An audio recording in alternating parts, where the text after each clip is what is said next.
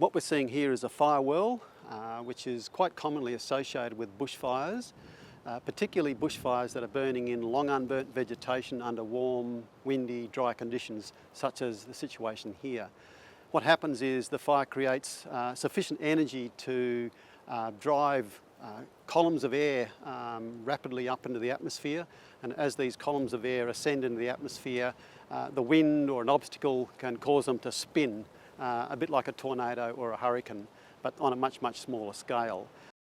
With an ice skater, she or he may bring her arms or legs in close to the body. The spin begins to get faster and faster.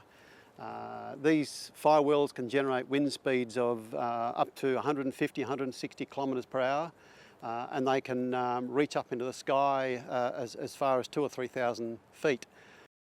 The whirl is moving, basically it's being pushed by the prevailing wind, the same wind that's driving the fire. So that wind is actually pushing the fire whirl and the column associated with the fire whirl downwind.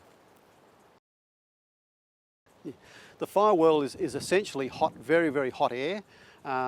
Because it's spinning so fast, it has a lot of energy, so it's able to gather up charcoal and ash and even bits of burnt leaf material and dust and soil.